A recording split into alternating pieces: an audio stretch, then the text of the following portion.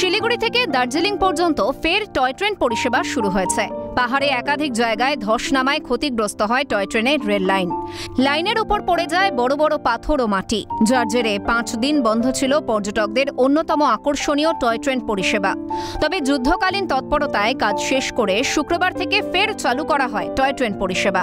প্রথম দিন নিউ জলপাইগুড়ি থেকে ভর্তি পর্যটক নিয়ে টয় ট্রেন ছুটে যায় দার্জিলিংয়ে, আবার একইভাবে দার্জিলিং থেকে নিউ জলপাইগুড়ি ফিরে আসে।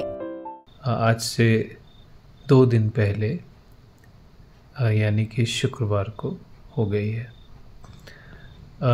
इस क्रम में हमें काफ़ी परेशानियों का सामना करना पड़ा।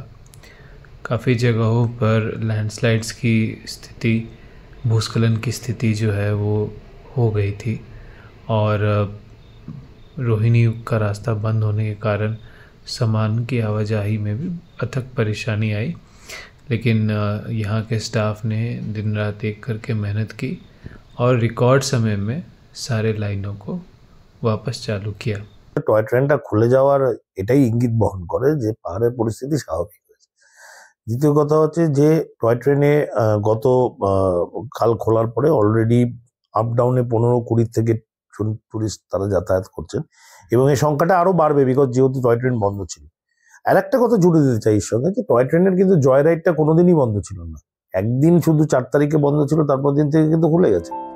টয় ট্রেনে চেপে পাহাড়ের আঁকা বাঁকা পথ ধরে নৈসর্গিক সৌন্দর্য উপভোগ করতে ছুটে আসেন দেশ বিদেশের পর্যটকরা। তার জন্য আগে থেকেই সবাই অনলাইনেই বুকিং সেরে রাখে।